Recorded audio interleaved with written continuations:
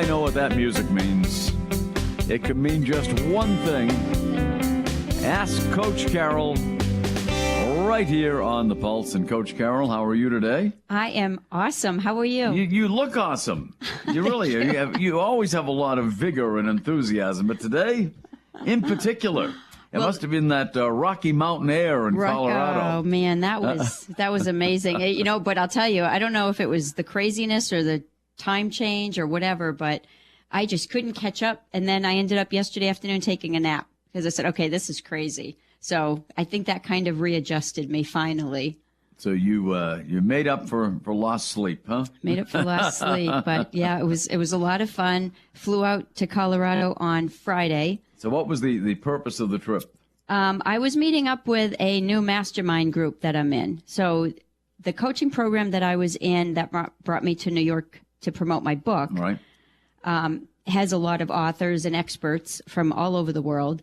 And we're going to all these conferences and becoming friends. And then we ended up starting a mastermind group on our own. And we met out in Colorado for the weekend because we're going to join forces and plan some conferences all over the country.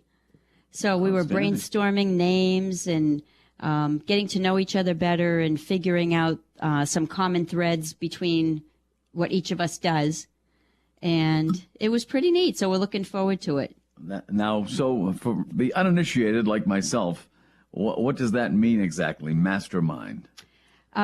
Just a group of professionals who they have a common goal and they're brainstorming, wherever they, want to be. Okay. So with us, we want to start planning conferences together. Mm-hmm. And our fearless leader in the group has been a professional speaker for many, many years. She's on a plane more than off. And so she kind of led the weekend as far as keeping things organized and on track. And I'm really looking forward to it. It's fun. The people in the group are a diverse group of different areas, some wellness, some other areas. Mm-hmm. So, yeah, it should be fun. Everybody in the group loves to do public speaking and share their expertise and pass on their knowledge and what worked for them to the general public. Very good. Very good. Well, you've become terrific at public speaking.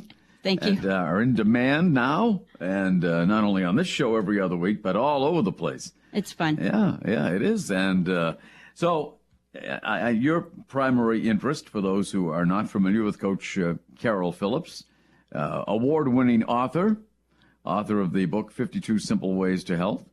Your primary goal is wellness for everybody, and one specifically, one of the things you focus on is wellness in the workplace. Right.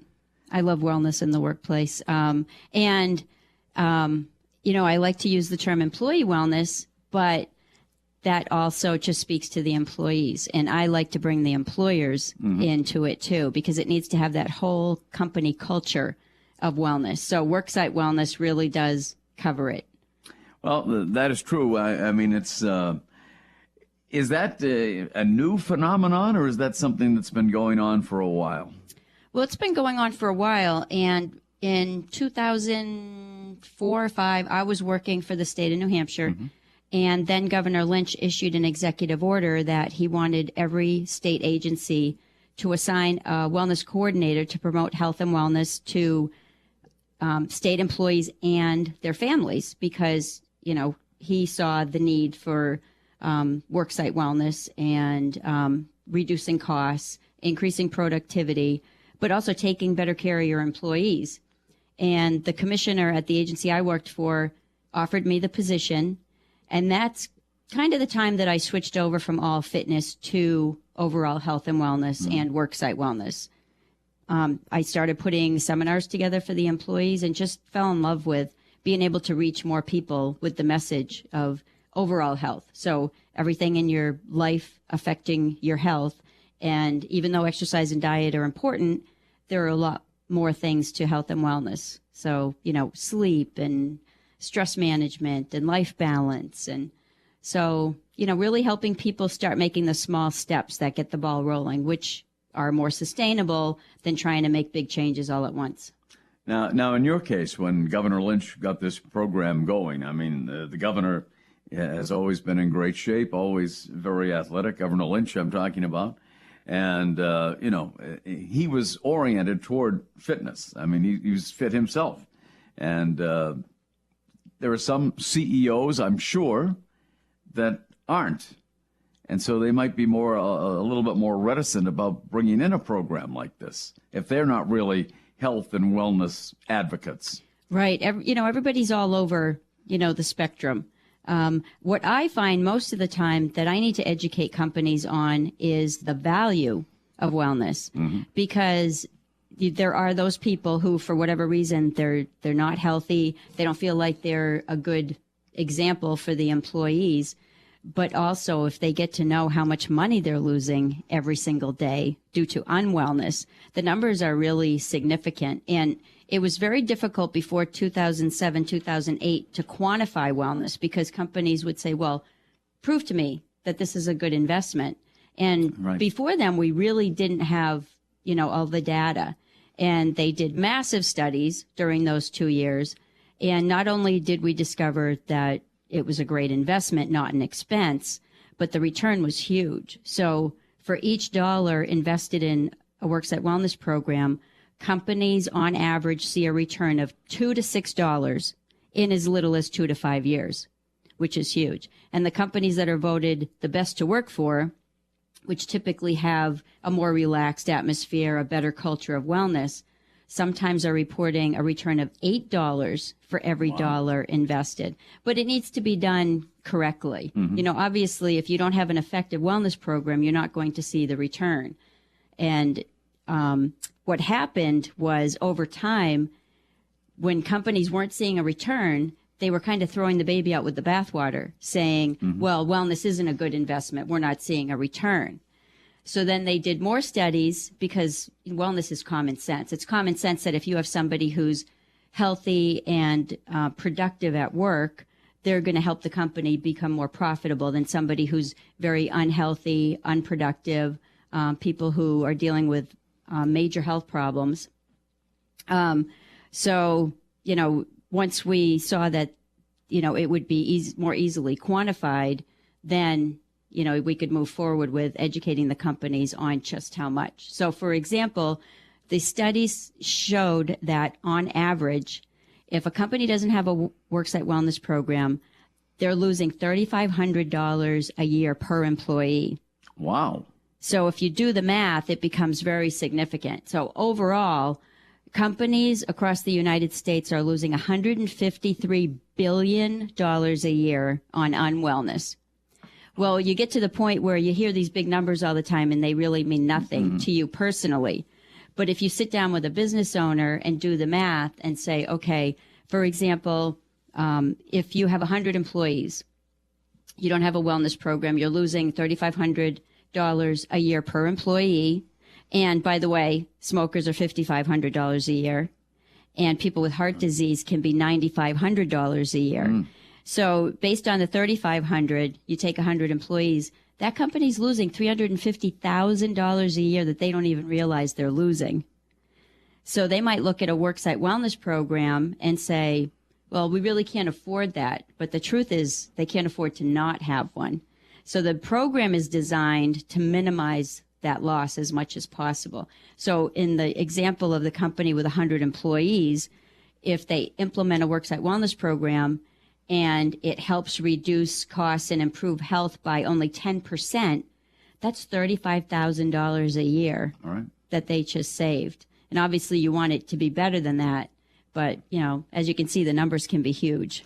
So how are those numbers calculated? How do you figure the losses?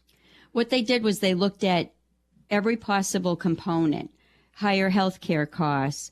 For example, smokers tend to take more breaks during the day.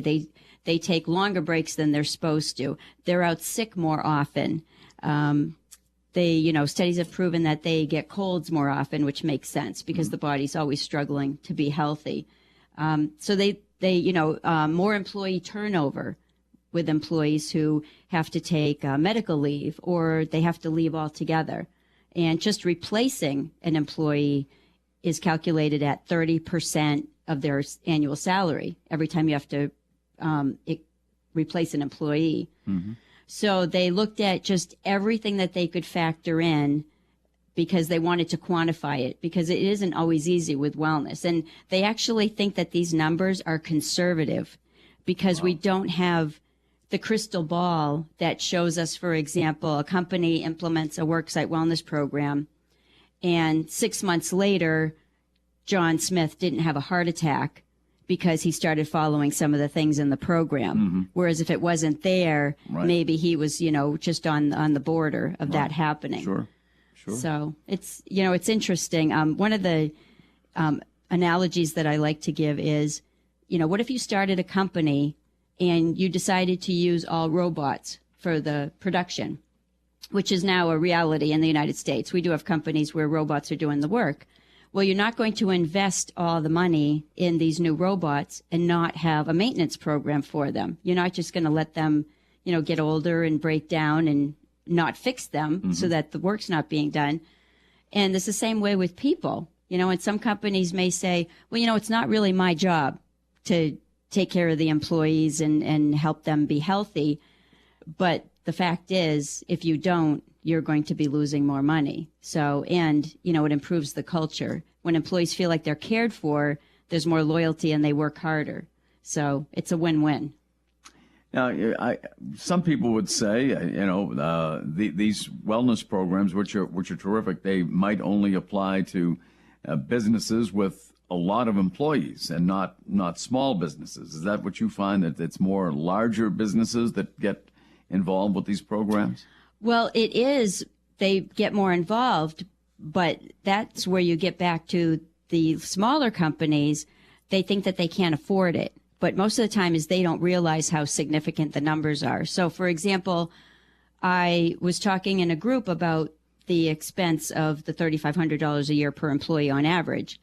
And a small business owner came up to me after the meeting and he said, "You got my attention today." And I said, "Well, why is that?" And he said, "Is that correct that for each employee who smokes, I'm literally losing $5,500 a year?" And I said, "Yes, that's what the studies show." And he said, "Well, that's a problem for me because I only have 6 employees and 4 of them smoke." So he says, "You're telling me that I'm losing $22,000 a year just because of that?" And I said, "Yep, that's what the studies are showing." So it can be significant. So it is important. Even the smallest businesses, need to have some type of wellness program. Yeah, I think it would be beneficial without question if that particular company does not have a wellness program already to get on the stick, get on board, and get one. 1-866-823-1077 is our number. Coach Cail Phillips is with us. But what do some of the people say when you go in and talk about this topic with CEOs? What are some of the questions they have for you? Because just because you have a wellness program in place doesn't necessarily mean that those people, everybody in the building, is going to give up smoking immediately. Right. And usually they're shocked by the numbers. Yeah. They had no clue how expensive unwellness is. And that's the part where having a comprehensive program is important. And one thing that I've noticed over the years is what is working in employee wellness and what is not. And one thing that I see that's turning the employees off is that oftentimes the education piece is brought in and it's kind of pushed on them. Mm-hmm. And people don't generally like to be pushed around when it comes to their health and told what to do. So you want to speak to what's going to inspire them. And I've always been a little bit of a critic when it comes to incentives, because when companies started with feeling that they needed to find a lot of incentive money for wellness, dangling the carrot, buying the prizes for the employees, immediately I thought, I don't think this is a good thing overall, because psychology dictates that we want to be intrinsically motivated to take care of ourselves.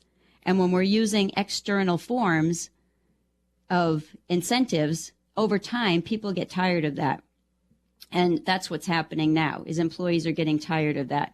And so we want to speak to what motivates them and giving them very easy, doable things. So what I talk to companies about is, instead of just having the education piece that you're pushing on the employees, a good worksite wellness program needs to have what I've identified as 5 components. It needs to have education, motivation, small calls to action, because now we know that if you get the ball rolling slowly, let it pick up speed, that's going to be much more sustainable than expecting people to make big changes overnight. And it also has to be fun and welcoming. That's what's missing in a lot of worksite wellness programs. So, employees, they want their health tied to fun things. Mm-hmm. Sure. For, just like with exercise. Don't go do something that you find boring. Pick something fun that you like to do, and you're going to be much more likely to continue doing it. So that's, their worksite wellness programs, it's really time, I think, to start dissecting them and looking at what's working and what's not. And there are ways to get around what's not working. Coach Cail is with us, and you have dissected, I'm sure, many a workplace wellness program. So what you talk about the education portion of it, and people don't want to be force-fed necessarily, to use just a term that came into my head. Mm-hmm. But people sometimes just don't want to hear about it. Mm-hmm. So how do you get around that? I think the other part of it is, the comprehensive part is, you need to work with the employer to teach them how to have a culture of wellness. Mm-hmm. So less stress in the workplace, more supportive behaviors toward those employees, because wellness needs to be more than just the quote unquote official worksite wellness program. The wellness in that company needs to be there every minute that the employees are working. So when employees go to work and it's a relaxed atmosphere, they know that management supports them and really cares about them, then they're going to be more likely to want to take care of themselves because they're going to be happier. Whereas if it's just, okay, every now and then we do wellness, management never shows up for any of the wellness initiatives, and we're basically told, you need to do this, that, or the other to be healthier, over time that doesn't resonate with people. True, and it's not only has to become a way of life in the workplace, but then it becomes a way of life 24 hours a day. That's the ultimate goal. Right. Yeah. And bringing the families and the spouses in, including that in the worksite wellness program, can be very effective. So there's that continuity. Sure. Yeah, absolutely. I mean, I haven't, I must say I did cheat once since the start of the year in terms of soda. You've been awesome. But this is as close as I get now. The sparkling water, okay, like I'm having right now. Okay. Which it doesn't really seemingly have anything bad in it. And it tastes good. It's a little bit of a break from just water. Well, much better than what you used to drink. That's true. Right? That's true. Even though, most of the soda I drank was diet, but as you explained to me, that sometimes can be worse. Right, worse, because it's chemicals instead of sugar. Yeah. Right. So I hold you primarily responsible for getting me off soda for the last, let's say, 5 months. Yeah, well, thank you, but it's your doing. And, I'm glad you brought that up, because the other message is we can't expect perfection when it comes to health and wellness. And people, sometimes they have that vision in their head of they're going to wake up tomorrow and they're going to be perfect and they're going to, do everything that they dreamed of in their head as far as taking care of themselves. But it's not realistic and it's not sustainable. So the small changes, we know, are hugely important. Well, it is. I can't say, that my health is, I feel good because, that's one of the things I eliminated. So you start with that, right? I started with the soda. Then the next thing I took on was fried foods. So no more fried foods. Very good. Right? So I'm trying to eliminate that. I have broken that a couple of times. I didn't start that, though, until, let's say March. Mm-hmm. But since that time, a couple of times I broke it. I've had a French fry or 2 or 3 along the way. But I've been pretty good. I've been much better than I used to be. And now the next thing on there is red meat. That's the other thing. See, you're doing great. One thing at a time. Incrementally, yeah. Right. Yeah. I Right. mean, I'm still eating things that I shouldn't be, but trying to cut down on the portions. Right. And that's what's important. Except when I go to Arnie's place tomorrow, between 1 and 5 here on the Pulse. And I heard nothing about that. Spilled the beans, Ken. You spilled the beans. I got here early, so I heard him. Okay. You shouldn't have She seen heard that. you, J-Dog. She Too heard funny. you talking about the pulled pork. Well, let's guilty. keep in mind, I was the one who brought in the chocolate-covered peanut clusters when you were that's talking true. about But that, too. As my good friend Peter St. James and I always used to talk about on the Wake Up Show, everything in moderation. That's right. That's my message. Yeah, really. I mean, and it's good. And if you can eliminate a few things, even if you don't have those in moderation, don't have them at all, you might be better off. But sometimes you have to have a treat Every of now some and then. kind. Absolutely. Yeah. Yeah. And those were good that day. they're very good. They'd were be very good any day. They'd be good any day. But just having them, once or twice a year, is what you got to do, right? Mm-hmm. Yep. It wouldn't keep them in business, but but at any rate, no, that's what I've tried to do over the last few months was incrementally eliminate something. That's terrific. And that's my message when I speak to employees is don't expect perfection. Small changes are really important. The question I get all the time now is it really beneficial for me to exercise 10 minutes here and 10 minutes there if I can't do it all in one shot during the day? Absolutely. Yeah. That's the way we're designed to be, moving, regularly throughout the day. And something is much, much better than nothing when it comes to health. No, it's very true. Very true. I try to walk a little bit each day. I just got my walk in, feeding the meter here at, There you go. at See? the Beacon Building. But yesterday, I was off yesterday because we had the Red Sox game, so I had a little time to relax a little bit and shot baskets for about an hour yesterday. That's terrific. So do a little. I did have a few treats yesterday, I must say. but nothing. No soda. I love your true confessions. No soda. No soda. I did have a little fat-free ice cream yesterday. Mm-hmm. I did have that, and I had some popcorn yesterday too. You know what I've been doing? They one of the major popcorn companies has the microwave popcorn, and they have one that is very tasty, and it's 100 calories a bag. All right? Right. So I figure that's not too bad, right? If you have that once in a while, a couple of times a week, it can't be too bad, right? It depends what's in there. So Oh, no, jeez. So you have to look beyond the calories, right? Right. Beyond the calories. Right. What is in there? What are you consuming? Because, calories, if it's healthy food, calories are a good thing. That's where we get our energy. Okay. Calories have gotten a bad rap. And of course, these companies that want to market the 100 calories, they Right. love that. Sure. They love sure. that. 100 calories. So right. it depends on what's in that bag. Can be a whole bunch I of should have brought one in today. good stuff and a whole bunch of bad stuff. Oh, what can it be in microwave popcorn? How bad could it be? Right? That microwave word, what is in there? Mystery. It's a mystery. But at any rate, Coach Carol is with us. If you have any questions for Coach Carol, by all means, give us a call. 1-866-823-1077. 3:35 is the time. Cail and Company live today from the Beacon Building in downtown Manchester, 814 Elm Street. I understand we're going to have some live music after the top of the hour. Brian Coombs will be in from Rocking Horse Studio in Pittsfield. Coach Carol Phillips is with us, author of 52 Simple Ways to Health, the award-winning book.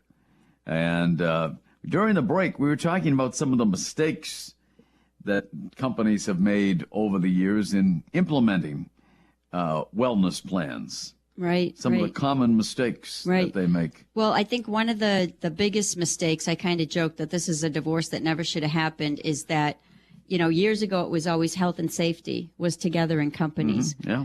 And over the years, somehow that became separated. Safety became separate from health, and then health became health and wellness. And people said, well, what's the difference? And then they just cut it down to wellness. And then I like to joke that kind of floated off out the window. And so now, you have some companies that still understand that safety is important, but wellness is missing. And the reason the two have to be together is because most worksite accidents can be traced back to an unwellness issue. So that, the person just wasn't on their game. They hadn't been sleeping well. They weren't alert, to something that was about to happen. So, it's really important that those two are together. And the other thing that I advocate to companies is to have CPR and first aid classes available to your employees, at least one class of each, for the 2-year certification. Because when people are certified, it's like having another insurance policy. They walk through life with a different set of eyes as far as watching out for possible problems.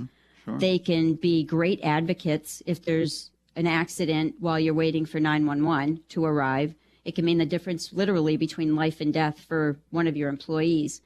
And as far as an insurance policy, the average workers' comp claim costs a company $36,000.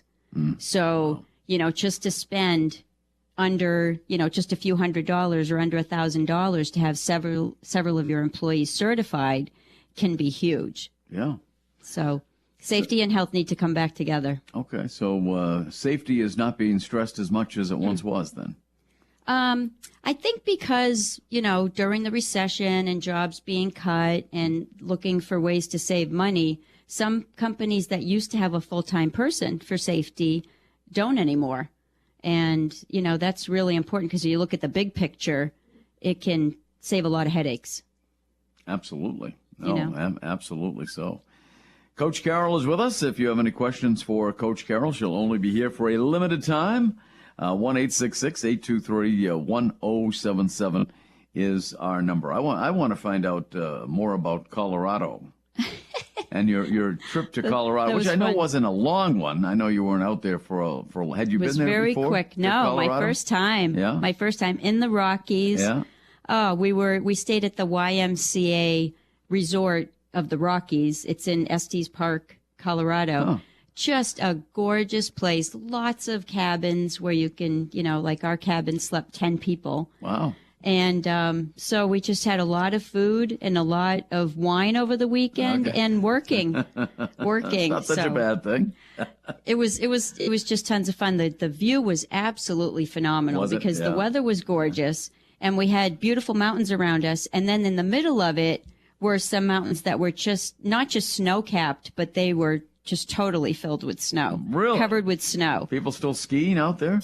I don't know if they were, these were off in the distance, so I don't know how much, I'm sure there was skiing going on there somewhere, but not near where we were. And the other thing that was really interesting was deer and elk everywhere. Wow. Everywhere, walking, right near people, just all over the place. Was very interesting. Really? Just gorgeous. Just kind of walking like, just out in the open, huh? Oh, they're all over the place. It was crazy. Wow. So you were out in a cabin in the woods. Yeah, kind of in the woods. It was a big open area. But yeah, a lot of people were hiking. Yeah. And it was very interesting. We went to the store at one point and our fearless leader there, Cail, she lives in Denver. She said, "Oh, it's just down the road." And 20 minutes later, we're at the store and it's just down the road for them. But, when you're used to being in Manchester, you used to be able to get to a store in 1 minute. So did you walk to the store? Oh, yeah, no. No. Okay. No. We actually rented a big van that, she picked all of us up at the airport. Yeah. And it was just a lot of fun. Well, it sounds like you had a good time and accomplished a lot in a short amount of time. Great group of people. Well, that's good. We had... there's one other person from New Hampshire in our group, one from Florida, North Carolina, 2 from Canada. There's a couple from California that couldn't join us this weekend, but they're in the group. And it's great. Diverse group of people. From all walks of life. All walks of life. Most are authors. Yeah. I think maybe one in the group hasn't finished her book, but other than that, we're all eager to put these conferences together. but various topics as far as the books are concerned. Right, absolutely. For example, Prissy, she was on the show, remember? Yes, I do. She's in the group, and she was out in Colorado. Oh, really? She's a riot. Yep. Yeah. So, she's in the group. So, she wrote her book because her first husband, who was an attorney, got diagnosed with brain cancer. Mm-hmm. And they ended up traveling all over the world trying to find alternative medicine that would help him. Right. So that's what her book is about. And then she ends up, her husband passes away, unfortunately, and then she ends up reuniting with her college sweetheart.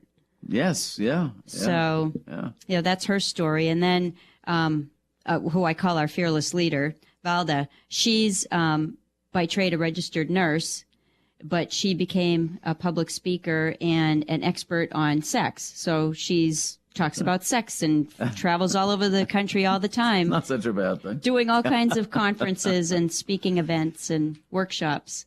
Wow. So, all different areas. Our colleague from New Hampshire is an expert on gluten-free diets. Okay. Yeah. And, just a lot of other topics. We have somebody in the group who's a tech expert, which will be great for the conferences when the technology starts to act up.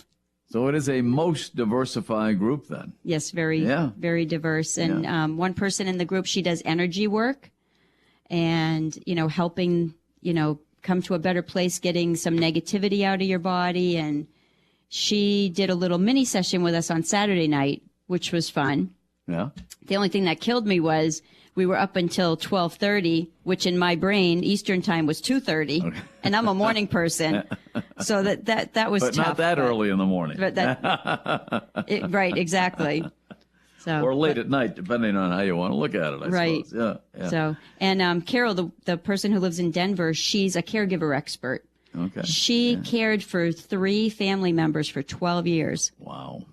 So she wrote a book on that, helping caregivers and other topics. So it's great. So what are some of the things you discuss? I mean, other than the topics that they're involved in? Besides what happens in the Rockies stays in the Rockies? No. You hear that, J-Dog? Wow. Now, there's the book I want to read. We were discussing names. We need to come up with a title to call ourselves because we really want to brand this so we can go from city to city. Okay. But also, what the topic's going to be for the conference because we'd like to keep that consistent. And then just getting to know each other and what we bring to the table as far as what we're going to be speaking about and finding the common thread to figure out the order for the speakers and so that there's some fluidity there for the takeaway for the participants. So, and that, that takes a lot more time than you think. It does when you're a lot more time and a lot more wine. Trying to come up with time and wine. Time and wine. And I'll tell you, these women were fabulous as far as cooking. And it was funny. We were all just like crazy cleaning. And at one point I joked and I said, if we were a group of 8 men here, what would this place look like right now? It would look, I think not as pristine as I'm sure it did. I can vouch for that. Coach Carol is here, and we're talking about all kinds of stuff. Colorado. There are other things we could talk about regarding Colorado, but we won't get into that. 1-866-823-1077 is our number. And I wasn't talking about the Denver Broncos either. 3:50 is the time. Cail and Company live from the Beacon Building today with Coach Carol Phillips, wellness expert, neat dresser, swell dancer, all that kind of stuff. Right? Denver visitor. The Denver visitor. Yeah, we up. What? We'll leave it at that. See, as time goes by, I come out of my shell. I guess so. Now, where will your travels take you to next, Coach Carol? Oh, geesh. Staying put for a little while. I'm really busy working and Yeah, new opportunities, some new work things going on that will be revealed soon. Oh, okay. Some exciting new things. All right. That's always good. Coming up. New right. things are always exciting. Right. Maybe we'll be talking about it on the next show. So speaking of the next show. Yes. Moving right along. Moving right along. So June 2nd, Thursday, June 2nd, I'll be here, 3 o'clock, with my guest, Bianca Bodwin, who is the community manager for Relay for Life for the American Cancer Society. And she'll be talking about their event that's coming up on June 11th and 12th. Now, that Relay for Life is always an amazing event that goes on for 24 hours. Right. Yeah. And they spend so much time planning it. Such a great event. I mean, my father passed away from cancer and other people in the family, and it's, it's great that they raise so much money. Absolutely. It's a great event, and I'm glad we're going to have the chance to talk about it in 2 weeks from today, right here at the Beacon Building. You might be able to hear the tickling of the ivories out there. Right. The music's coming. Brian Coombs is out there from Rocking Horse Studio, and looking forward to some live music here at 4:05 on the Pulse. In fact, we've only used that piano once on the air, and all the time it's been out there, so we're going to use it for a second time. It's beautiful. Today, here at the beautiful Beacon Building. So anything else that we should know about? Do you have any signings coming up? Nope, no signings coming up in the near future. But if listeners want to go to my website, askcoachcarol.com, you go to my blog posts and you can find more articles with information, tips for worksite wellness programs. All right, and they are very important, without question. And I mean, it not only... I would suspect, not being in one at my workplace, but I would suspect it makes people not only feel better physically, but put them in a better mood as well, if implemented correctly. Right. Well, and interestingly enough, just the fact that a company has a worksite wellness program tells the employees that they care about them. And so they already have the ball rolling. There you go. Yeah, J-Dog and I sometimes have the ball rolling, in the afternoons. We kind of throw a little softball against the wall, but that's about the only ball we have rolling. But it's a little... It works, right? The weather's great. It's a little exercise, It's nice to be able to get outside now. It feels really good. It does. It really does. So, what would you recommend? I mean, not an extensive exercise program, but just get out and, like you say, and some people say, well, I've only got 10 minutes right now to do something. But better 10 minutes spent out taking a walk than sitting down and just doing nothing, watching TV. Right, and in 5 minutes you can get your heart rate up. So, especially get outside if you can. We spend too much time indoors. Getting outside, you get the fresh air. You automatically relax more. Right. It does. It puts you in a great frame of mind, and you gain more energy from that. Because I told you I went out to shoot baskets yesterday for about an hour. Just me. That was it, just shooting. And then when I got back inside, I had more energy to do other things. Right. And, part of that is because when we're sitting too long and being sedentary too long, the oxygen levels in our body go down too much. And so we need to get the oxygen levels back up to all the cells in our body and especially our brain. So I remember years ago when I worked for the state, we would have an afternoon break, and a big group of us would go walk this loop, and it took exactly 15 minutes to walk and at a quick pace, this loop. And no matter how sleepy you felt before break, if you did that loop, when you got back, you were ready to rock and roll. You feel better. Absolutely. J-Dog's rocking and rolling back in the studio right now. Go J-Dog. Even as we speak. And I need a little dispensation tomorrow because I am going to be at Arnie's place on Loudon Road from 1 to 5. And I know, I can't help but eat something that is not, You are forgiven. You have permission. Good for me. But, everything in moderation, right, stuff. Ken? Everything in moderation. That's right. That's what I've always said. I'll have a medium-sized ice cream, a medium-sized banana split, some pulled pork. Oh, you're always making me laugh. A shake to wash it down. You name it. Go. A sip of water at the end. That's it. But no soda. No soda. No soda.